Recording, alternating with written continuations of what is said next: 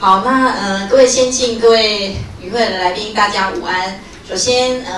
欢迎大家来到这一场次有关于我们特别，这是我们今年年会特别规划的场次，题目是从启蒙到传承，也就是谈一谈卓俊麟教授跟台湾动作行为学研究的发展脉络哦。那卓俊麟老师呢是我的指导教授，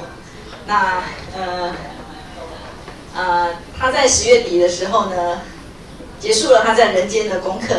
那回到了天家。那因此呢，我们在他手边指导的学生呢，我们就反思说，到底我们跟老师相处这10年、20年当中，到底学到了哪些东西？那因此我们在整理这个主题的过程当中呢，我的脑袋就浮现了很多的脉络。首先第一个呢是叫做第一个关键词叫做 change agent， 叫做老师常讲一件事情是，我们是不是可以成为一个改变的代理人？那今天是台湾运动心理学会的年会。台湾运动心理学会，如果今天早上大家在开幕的时候，应该已经有听到，我们是2000年的时候成立的。那老师当年也是起草成立的这个其中一个关键人物。那当初我们现任的理事长聂巧言聂理事长，那时候正在念硕士班，所以他是会员。那老师呢，当初就是由简耀慧老师带领，那跟国内几个我们心理学的老师们一起来成立台湾运动心理学会。那怎么说是 change agent？ 我们体育界比较大的、比较传统的一个组织叫做中华民国体育学会。我们有很多的单项学会，它的名字都是用中华民国这4个字。那当初在成立这个学会的时候，老师就讲了，我们是不是要做一点改变，就是把中华民国这4个字调整成台湾。那事后呢，的确蔚为一股潮流哦，也就是说，在座我们陈崇豪陈教授，他们是运动生物力学，台湾运动生物力学，然后包括生理暨体能那边也都是用台湾这2个字，所以传统早期大家都很习惯用中华民国这4个字，从2000年开始大概就有这样子的风气。那所以心理学门的老师都会非常的骄傲的说，我们是做领导改变的第一个。所以这是第一个要跟大家介绍的。我们今天要为大家追思，为大家这个报告的我们的卓俊麟卓教授呢，在我心目中他就是一个改变的代理人。那今天我们邀请了4位，都是老师一手带大的这个硕博士生啦哈。那第一位为大家介绍的是现在服务于高雄师范大学体育学系的张智慧张老师。那张教授呢，他原本是在台湾师大服务，念了硕士班、博士班之后，就到美国去拿完整的博士学位。那接下来是我，那我呢？在我之前，事实上还有智慧老师跟子美老师。那杨子美老师的这个夫人今天也来到现场。那前面这2位学长姐呢，叫做很有出息，在台湾念了博士班之后呢，他们又在美国拿到了这个读博士的机会，所以就到美国去了。所以在老师的 Vita 上面呢，我是第一个毕业的博士生啊，不代表我前面没有学长姐，那是我就乖乖的在台湾。在老师的羽翼之下，慢慢的成长。那除了我跟这个智慧老师之外呢，我们第2位讲者今天应该是吴思薇吴老师。那他是现在在台北市立大学服务，那篮球专长是他的术科的部分。那今天也会跟我们分享他跟老师之间的互动，在我眼里看来，我是喊老师，我觉得像可以喊老师喊爸爸的人，就像是自己这个亲生的女儿一样子。那还有一位我们今天的讲者是台湾体育运动大学的陈崇佑陈教授教务长。那我们常常都会说，陈老师，这是老师讲的，老师自己当年讲的。他说我对重佑4个字，我不知道校长还记不记得？他说视如己出啊，因为我们3位的专长都是 motor behavior， 那可是崇老师是运动生物力学专长，但是他当年都是来到我们的 seminar， 跟我们一起度过这个无限个礼拜4或者是礼拜5晚上的这个读书会，所以今天就由我们4位借由这个短短1个小时的时间来跟大家报告卓老师从美国拿到博士学位回来台湾之后的研究脉络。那在开始之前呢，我们当然也要介绍一位成功的男人背后总是有一位这个伟大的女士。我们是不是欢迎我们阙叶青阙教授？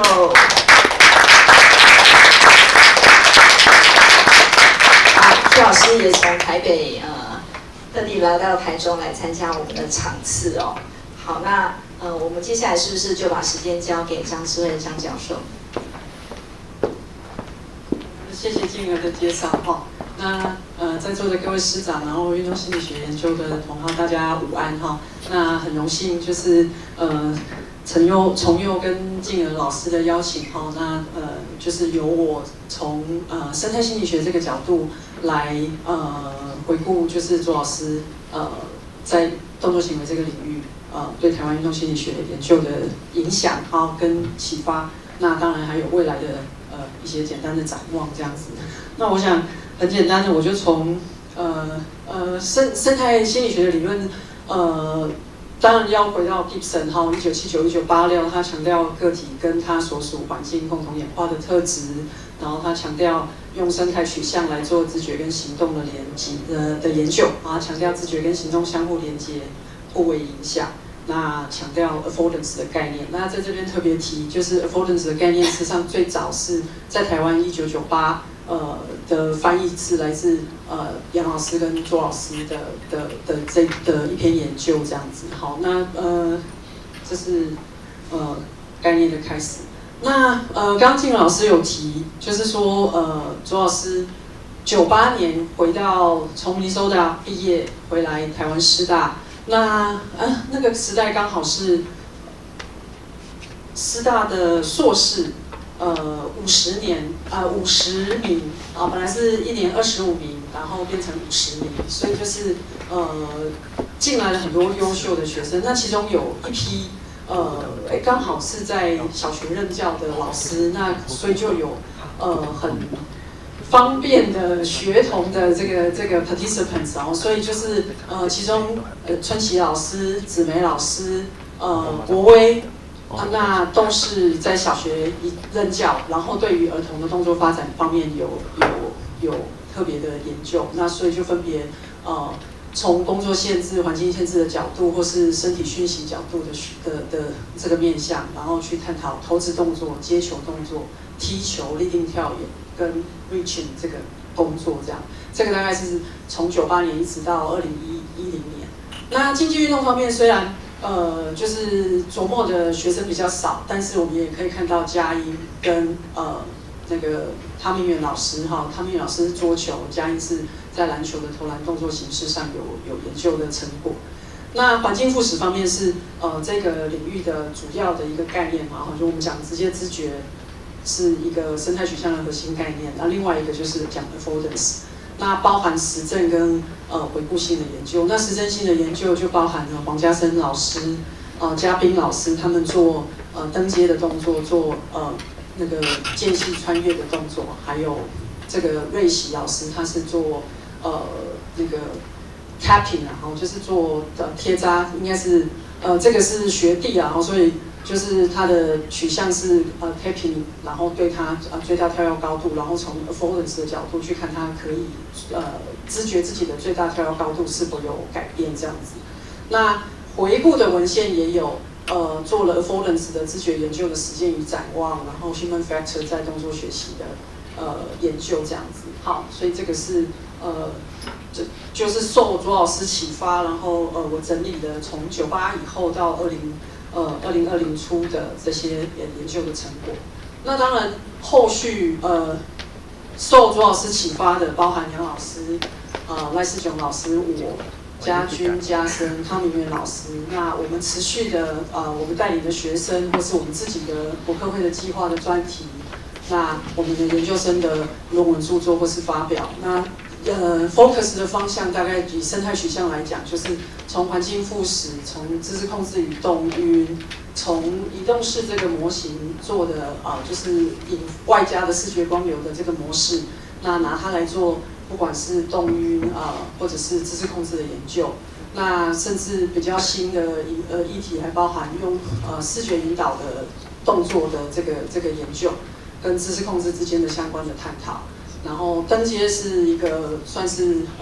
蛮历久弥新的研究主题啦，然后家军老师在做的行动特定化知觉，那或者是汤明元老师有focus 的行动与知觉配连这个议题等等，好，所以就是我们持续的，就是受左老师的影响启发，那我们持续带领我们自己的学生，或是在我们自己的研究上，就是持续的深耕，就是生态心理学的这个取向这样子。那因为每个人分配到的时间不长啦，那我就是很简短的整理了，就是这几个方向，那就是这个短文就是献给我最敬爱的人生导师影响我的，不但对我的学术生涯有启发，然后影响我人生很大的左俊霖老师。以上。那接下来我们交给第2位是施威老师。好，我们谢谢张智慧张老师为我们做的报告。那刚刚谈的这一个主题是有关于生态心理学，那接下来施威老师帮我们谈的又是另外一个研究脉络。那我常常在想，我们拿一个博士学位的他跟老皮会，那可是老师从美国回来，大家都可以看到，除了生态心理学之外，接下来的施威老师我跟丛老师这边介绍的，事实上都是几乎可以说是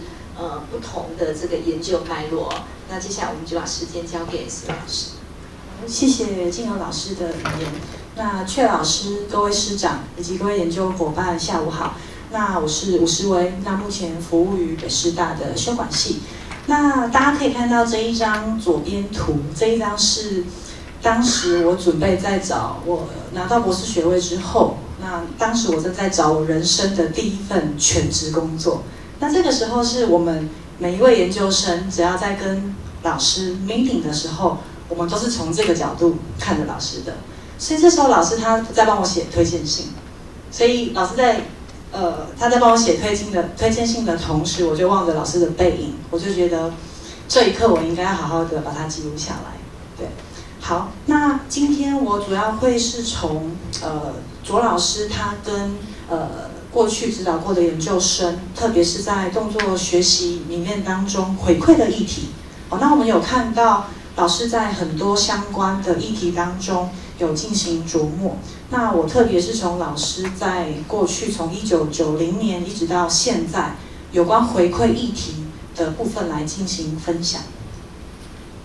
好，那以下是这个回馈议题主轴的时间脉络。那我主要会是以一个议题的方式来去做一个分享。那主要总共会分为这4个阶段。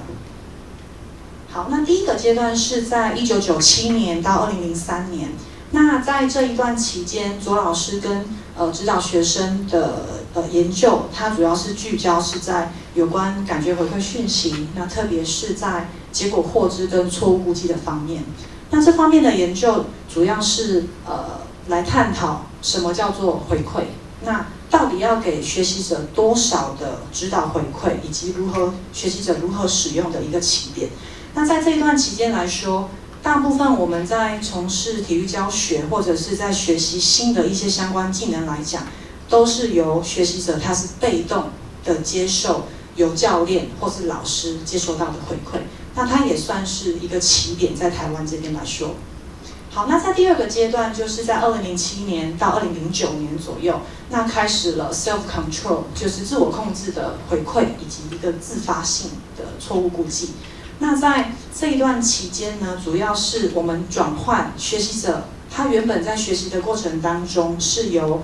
被动的角色转换为主动，他可以在学习的过程当中去要求我要什么时间点，我要何时接受什么样的回馈，由学习者变成是一个主动的一个角色。那在这一段期间，当学习者他提出要回馈的时候，他其实就是在内在的历程，他已经有一个自我估计的一个过程在了。所以在这一段期间，也是当时在国际上有关 self control 的这个议题是正在兴起当中。那左老师他也很跟得上潮流，把这一个议题，把它在台湾的一个 motor behavior 的一个领域当中展开系列的实证的研究。好，那第3段呢，就是有关是在减少回馈频率当中有使用了很多种的回馈方式。那其中一个叫做 summary， 也就是学习者他们在学习一段的一个练习之后，再依序的给予他过去的一个表现。那在这一段期间会谈到的是回馈，它不只是在谈频率的高跟低，而是来探讨究竟回馈的内容是什么样的时间点，以及什么样的内容可以被给学习者使用到。好，那第4个阶段就是2015年到2022年这一段期间，那就是整个 self control 在台湾更完整的一个呈现。那特别是到最后会是有一个限制的效应。那这个 self control 如同我刚刚提到的，学习者他在过程当中他会变成是一个主动的角色，可是我们应该要给学习者有一个限制，好，有一个限制。所以在这段期间，主要会是跟工作的难度、学习者的自主性，然后来去跟一些理论的一个连结。那自我控制它并不是只提供给学习者自主权，而是需要进一步的去考量回馈的一个频率，或者是它的上下限，以及要去在乎学习者他的学习阶段目前是在位于哪一个部分。好，那这边就是我稍微帮老师这边做一个整理，从1997年一直到2022年这一段期间，针对回馈相关的系列性的研究。那因为老师常常告诉我说，当我们对一个研究议题有兴趣的时候，你就要像是一个狩猎者，也就是对这个议题你要不断的去 hunting， 对，所以老师他也亲身做出示范。好，那最后就是左老师他对我的研究议题的启蒙。那我记得那个时候是我在2009年念硕士班的时候找左老师指导。那时候我们在谈一篇 journal paper， 也就是 Chibakowski 跟 Wolf 在2007年的一篇研究。那一篇研究是在谈学习者他在学习的过程当中，可能是觉得我表现比较好，或者我表现不好的时候，我会希望收到教练或者是老师给我的回馈。可是这时候我们谈到的议题是，那当学习者提出这个议题，我们在指导者给学习者回馈的时候，有没有时间点的问题？我们提供了给他回馈，他真的可以有效的使用到这样的讯息吗？所以从这边开始呢，就一系列上面大家看到的一些研究的议题，是我跟老师到目前现在一直在做的序列性的研究。那未来，那我记得在谈这些议题来讲的话，最近的一次是在8月底的时候，对，我就跟老师我们在谈 fine motor 跟 gross motor。好，那因为过去跟老师在做的研究，大部分都是以成人为实验参加者。那我们那时候在谈的是有关长者的部分，因为我们都很知道长者他们随着时间的一个关系，他的老化的速度也会有一点影响。那我们大部分目前都在强调的叫做是 gross motor， 也就是粗大肌肉。我们可能会去 care 说要增加他的下肢肌力，要增加他的大肌肉。可是我们往往去忽略了像辅具的重要性。当长者在操控辅具的时候，其实更加重要的是在谈 fine motor。好，那这个也给了我们一些思考，也就是说，当我们在提供给长者一些动作上的训练的时候，我们可能会考量到有关 memory， 也就是记忆方面的问题。所以我自己的部分接下来的研究会是朝年龄效应跟 fine and gross motor 的部分来进行系列的研究。好，那最后这一章是当时在2019年在台师大，我跟左老师在 meeting，那老师就告诉我一句话，他就跟我说，做学问要在不一处有一。那也就是老师常常告诉我们，即便是看了学位论文，或者是经过同侪审查的 journal paper， 我们还是要对这些的研究议题保持怀疑的态度，因为一定要有一个怀疑的态度，我们才可以不断的进行思辨跟讨论，然后去追求这个议题的真理。OK， 我的研究到这边，谢谢大家。好，我们谢谢吴思维吴老师给我们做的分享。那各位大家可以看得出来，全部都是跟回馈有关系的主题。那回馈在学门里头的分类，除了刚刚张志伟老师的生态心理学之外，它另外还有一个支脉叫做认知心理学，也就是要透过大脑的思考之后，才有办法去做 input 跟 output 的动作。那在动作技能学习里面，其实回馈教师的回馈，或者是个体本身的回馈，就是一个很重要的主题。好，那接下来我们要进入第3个讲者。那第3个讲者呢，陈崇教授帮我们谈的是讯息处理的经典实验跟应用。那在老师指导我们的过程当中，老师很喜欢谈几个关键词其中一个就是 paradigm。他都喜欢问我们说什么是典范，我们这个研究领域有哪些典范？那典范的作用是做什么的？所以我们接下来就把时间交给陈崇陈老师。谢谢，各位先生大家好，非常荣幸可以来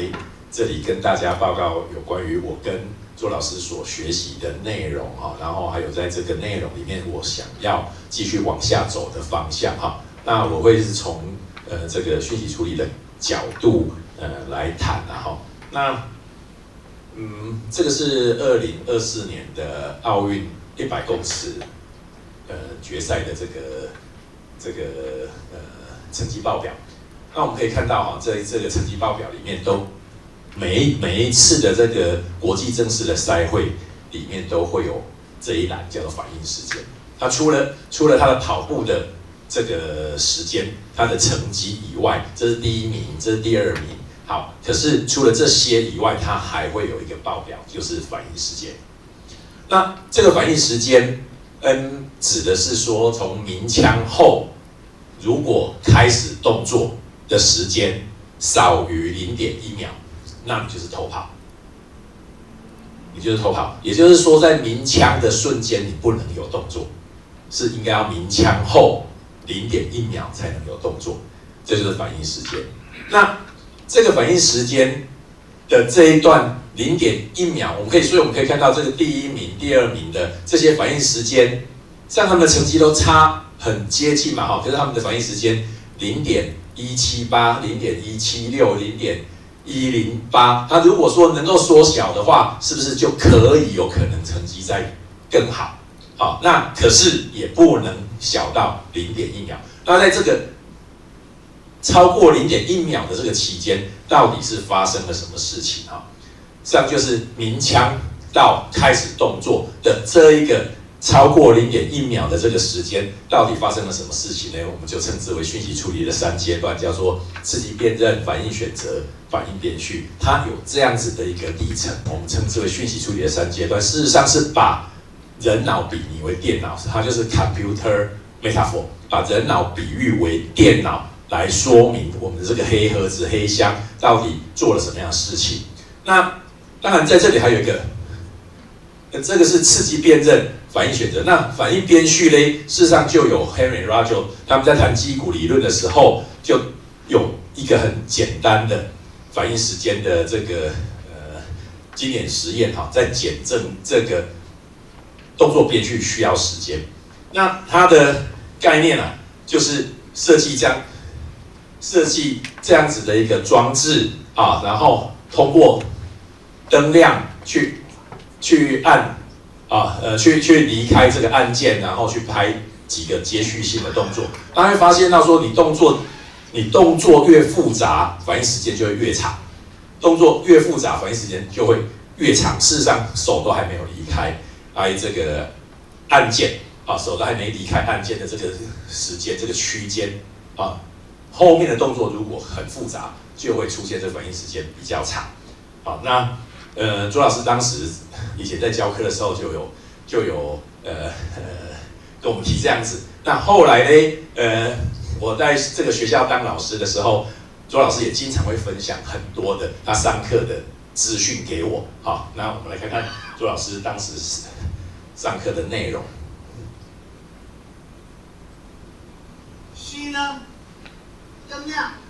拿起来，拍、按、抓，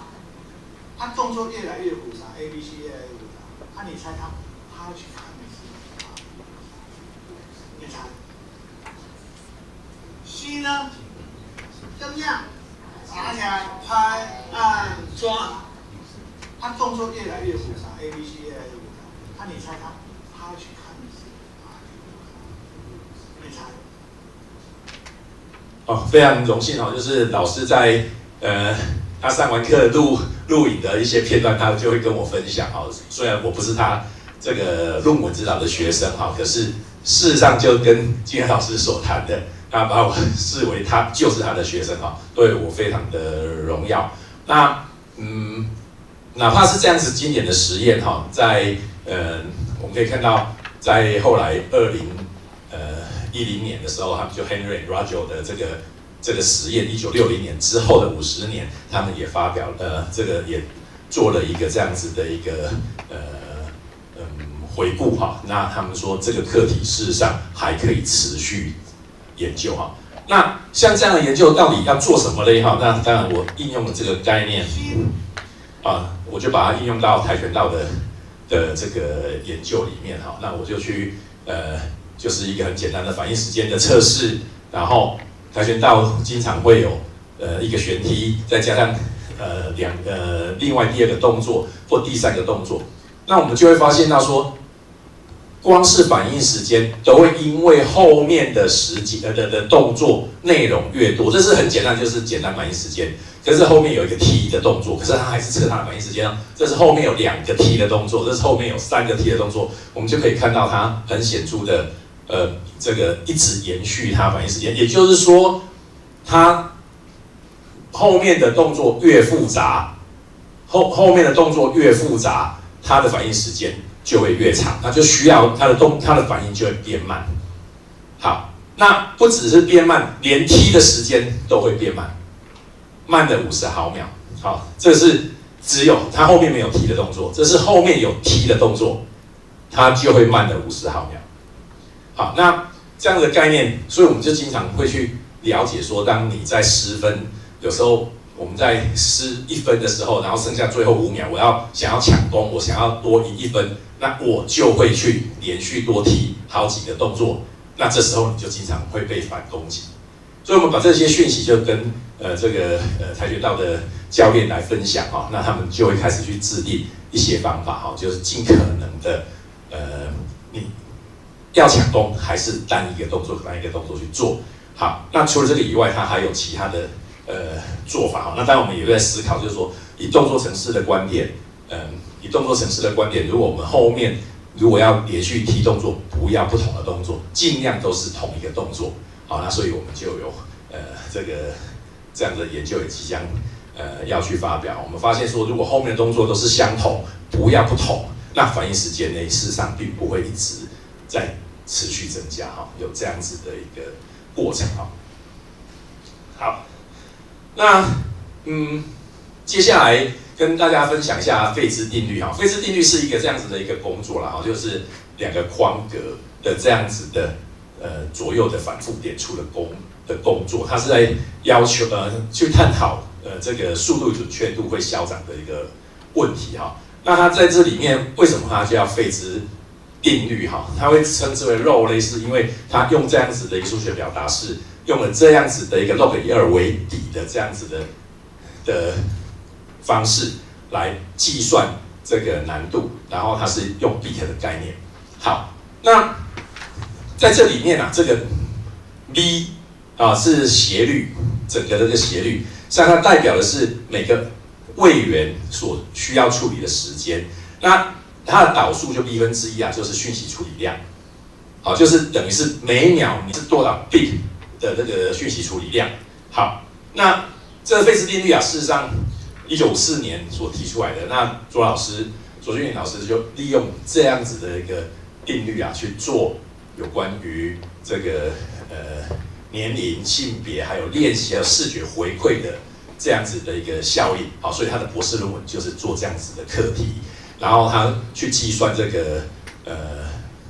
1/v 那个值，就是那个导数，然后去探讨有没有年龄效应。当然发现到老年人跟年轻人是不同的，然后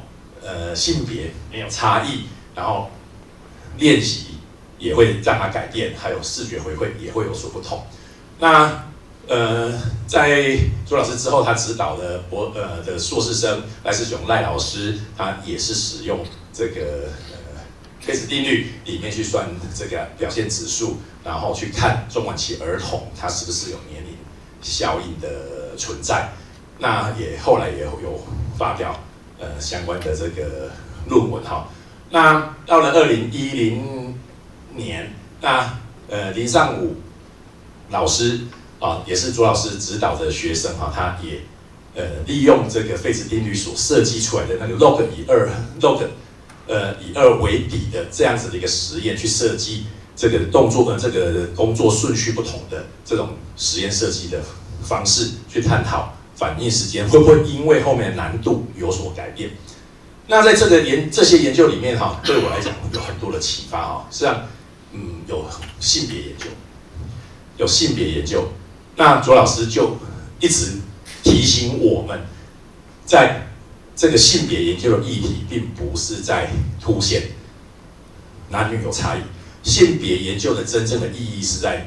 利用数值方法的转换，也就是把参数进行转换，也就是观点的另外一种角度不同，去了解这个参数，啊，去获得另外一种参数来表达性别没有差异。那通常我们会想，男生跟女生比较，一定是男生比较好，女生比较不好嘛，啊，或者是相反的某种工作就是女生比较好，或者男生比较不好。是啊，这都是一个观点角度的问题。哦，周老师让我很钦佩的地方，他一直在提醒我一件事情：做性别差异的研究，绝对不要去把参数弄出来，变成是好像是在赞同某一个性别，应该是要去努力去做，把参数转换，也就是观点做转换，使得这个刻板的印象被推翻。好，所以这是我有时候在思考到老师经常教我的内容哈，让我在教学的现在在教学传达知识的过程中哈，我有很多的新的想法。那当然在这里面也有了动作发展的议题哈，老师也会关心不同年龄的差异，那也会关心高龄者的议题哈，那也会带来所谓的人因学的这个议题。那事实上刚刚解释这些内容哈，当然我的研究也会开始慢慢的去利用刚才的这个后面的动作的复杂度，去增加反应时间，也就是会增加整个讯息处理所需要的时间，就会增加一种工作量，或者我们把它称之为 working memory， 就是工作记忆的一种负载，啊，然后去引发动作的质变，然后去观察动作产生的因素，这个是未来可能我会一直朝这个方向去走的方向哈。那另外一个就是为专项运动，特别是像跆拳道哈，他们经常这里有电子护具嘛，你要踢它，它就在这里防护着，所以呢，他们就经常要使用一种方法，这个踢头，让你手拿起来做这个抵挡，然后呢，他再把脚转下来踢脚，踢肚子，所以当你在往上马上接往下，那是不是就是刚才的费兹定律的反复点触工作？那我们去观察这一种特定的，像拳击啊、跆拳道啊，或者是柔道也是一样啊，柔道也是一样的那种技能的差异哈，也是未来我们会想要应用这些概念去关心这个竞技运动的这个议题哈。那我们也会利用一些这个 working memory 的这个负载哈，去做一些高龄者的研究哈。那非常高兴可以在这个老师的指导下哈，这个没头后尾了哈，老师也经常讲没头后尾哈。那确实老师把我视为己出哈，然后循循善诱哈，让我们可以去了解如何去做研究哈，那让我们很勇敢的往前走，知道自己没有走错路，因为我们是依循着理论在走哈。那所以老师也经常协助我们很多的这个台体办的很多的活动哈，只要跟老师讲，左老师跟阙老师都会义不容辞的来参加哈，使得说我们每次的活动都能够让更多的这个国际友人可以看到我们台湾的这个实力哈。那刚好也就是让老师试着看一下我的跑车哈，那我是觉得非常的荣耀哈，所以在这里跟大家分享，谢谢。好，我们谢谢陈松宏陈教授，他为我们带来有关于讯息处理费兹定律在我们这个领域当中，从老师自美国回来之后带领我们研究生做的内容哦。那接着呢，由我来跟各位报告有关于技能获得的练习安排这个主题哦。那正如刚刚跟各位先进提到的，刚刚吴思威吴教授讲的是有关于回馈。那在我们动作技能习得的过程当中，有两个主要的影响因子，一个是练习安排，一个是回馈。那我这边是跟大家报告有关于动作技能的练习安排。那这一张文字云呢，是我把老师从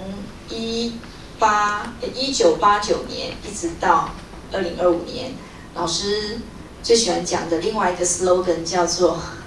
International Year。他每次在岁末年终的时候，他就会带我们反思说，过去这一年我们大家做了哪些事情。那明年我们的实验室每一个人呢，要有什么样子的展望？那他常常都说 International Year， 什么样子的 year 呢？就是我们要做国际发表年。所以这张文字云呢，是老师这20几年来将近有200篇的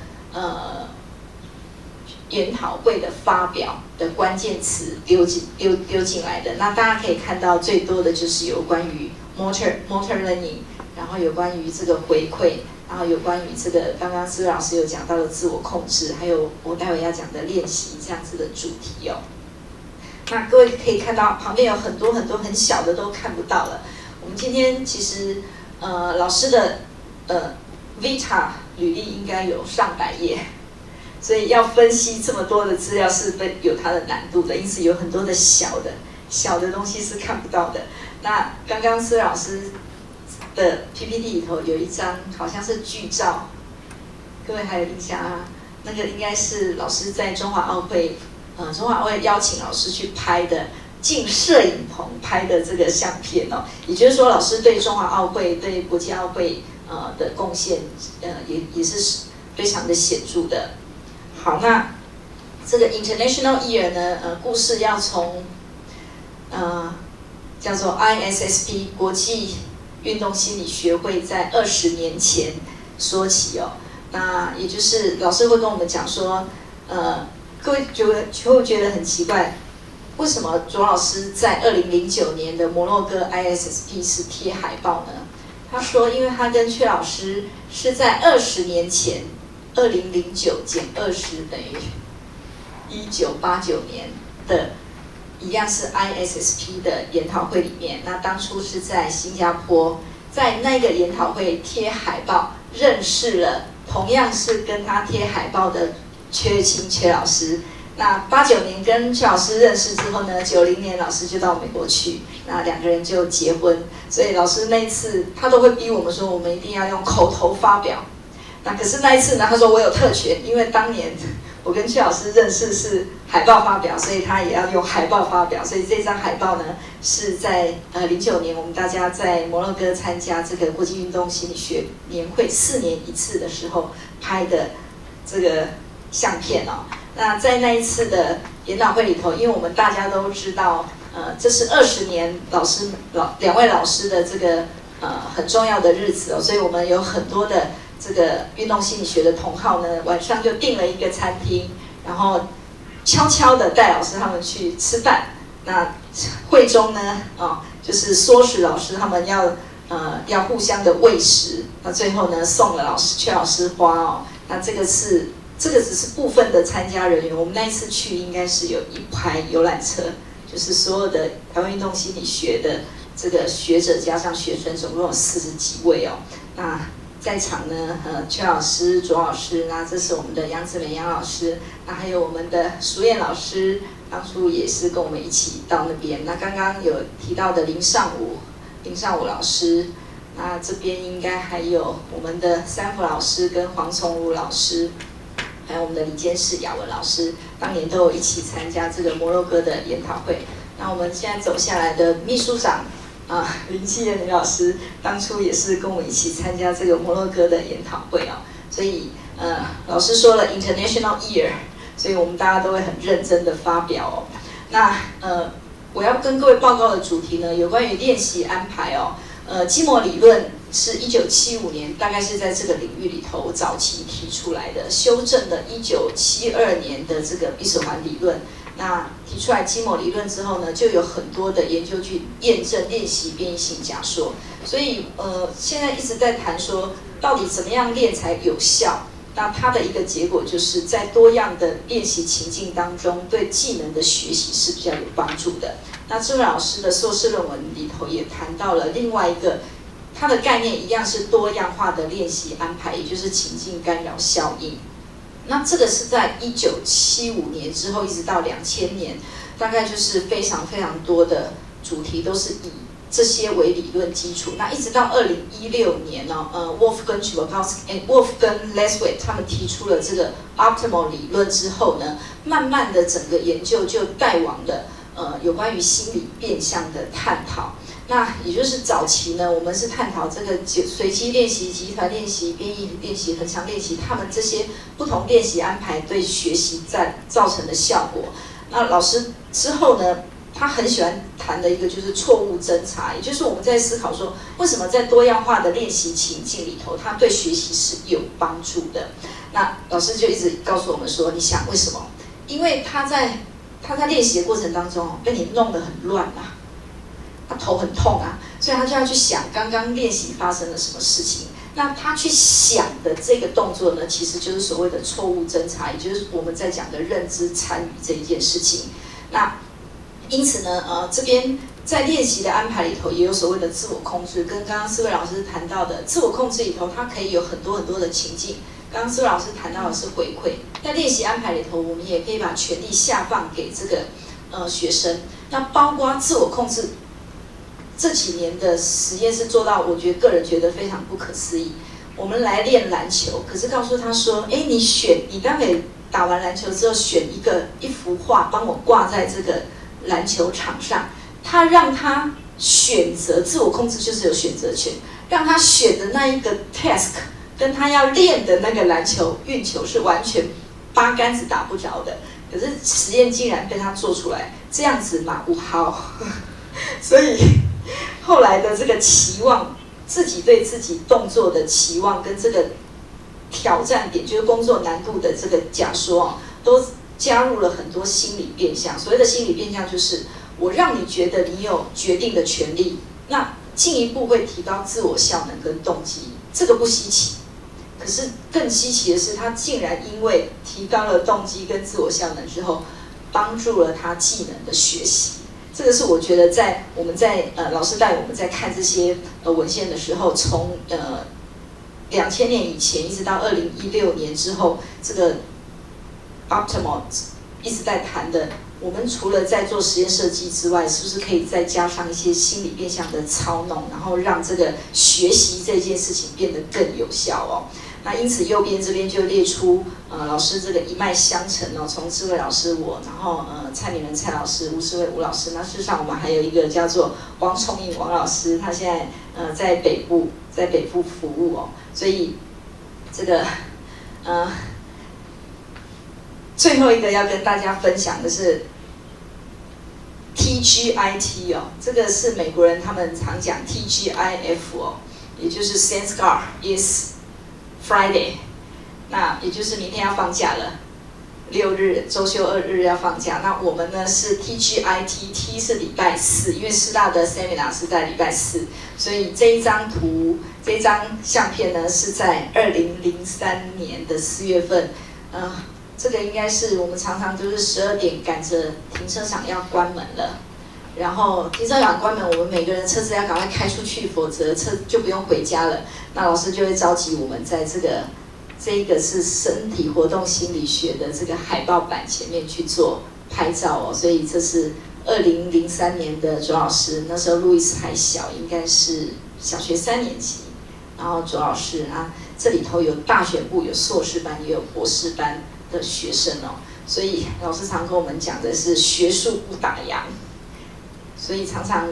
我记得是除夕夜下午，我把资料给老师看，然后我就回家吃年夜饭，然后大年初3、大年初4，老师就会说啊，咱们用当席，所以我们常常是这个大年初4、初5就开工哦，所以老师说学术不打烊，也是老师给我们的叫做 slogan 之一哦。好，那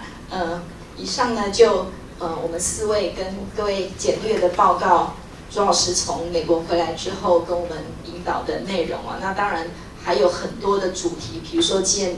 博士、建老师他做的是接触运动心理学，那世炯老师也是卓老师带出来的学生，但是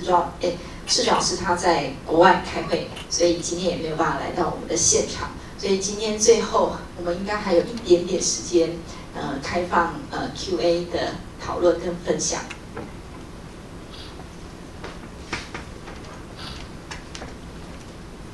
好，那不知道曲老师有没有什么话要跟大家分享吗？蛮应付的，这样我会占用其他人的时间。不会。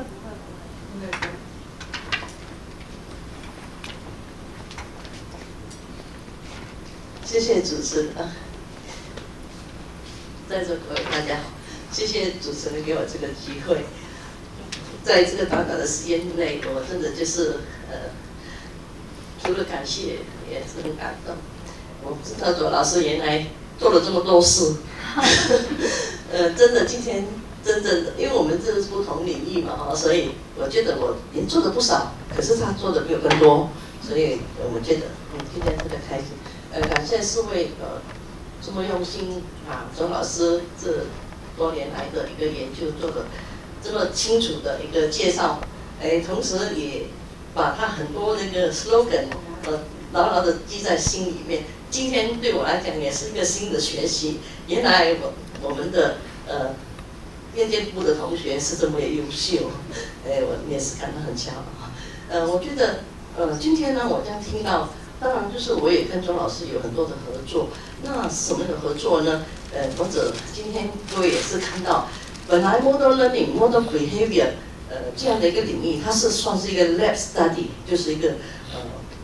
实验室的一个研究。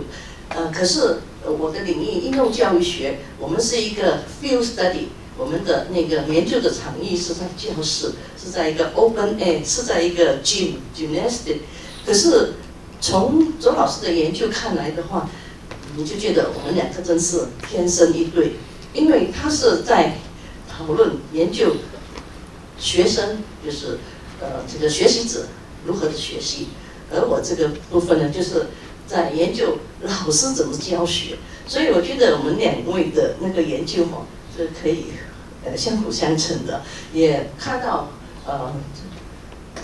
应该是后期的很多研究就是实务与理论是做了很好的一个结合，也就是说，我们研究那个理论的学者是如何把研究结果做一个桥梁，让他能够跟这个第一线的老师或者是教练或是学习者做一个非常好的一个应用，所以我觉得听了各位这样的一个分析，我觉得这个领域应该可以2个领域应该好好的一个来合作，从理论的研究做一个桥梁，让这个就理论跟这个实践是一个非常好的一个应该说是结合的一个研究那我在这里尊者非常感谢这社会的那个得意门生嘛，还有各位抽空来到这里来听我们的这个一个报告。我想我话多了哈，谢谢各位。好，谢谢阙老师哦。那学会这边呢，我们理事长知道我们阙老师喜欢紫色的花。我们阙老师喜欢紫色的花，我们的卓老师也很喜欢花，所以我们是不是借这个机会来送给阙老师？是。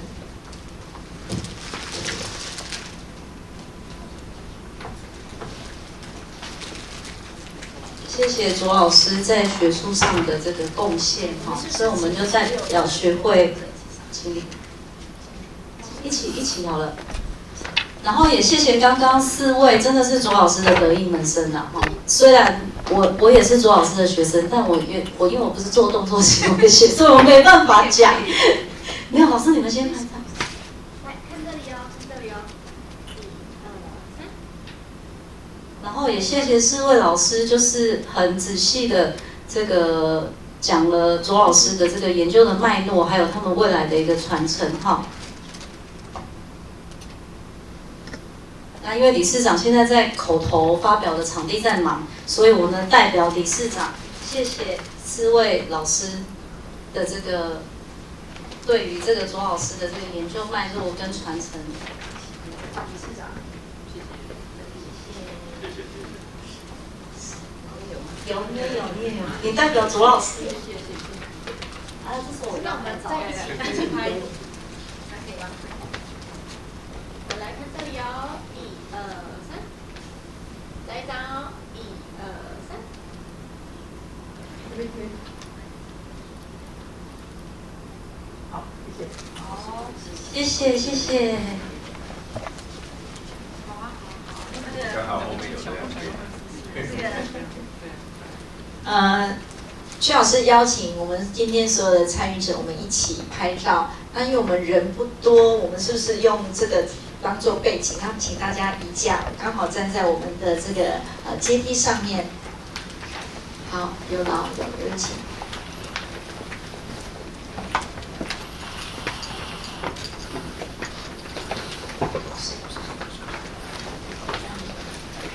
我们后面参与者，我们就按站第2排、第3排这样子站上去，好不好？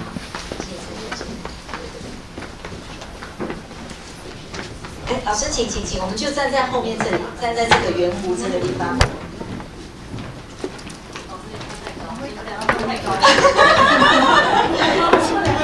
我们可以站。哎，其实站就不会了。如果从往上站，应该就还好。站就可以了。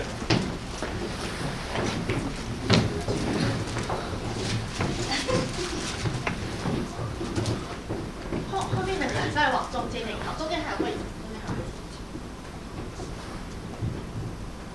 好，来，先看这边哦，来，1、2、3，再一次哦，1、2、3，好，这边，1、2、3，好，再一次，好，谢谢。你们是不是3位也可以请空？因为这边有一个人拍。对啊我们有在录影老师怡晴，然后还有我们有这个有在录影了。录影是不是？对啊。给他要相机耶。好。那你帮我们拍一下。好。谢谢。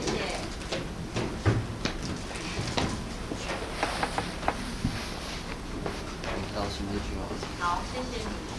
，Thank you。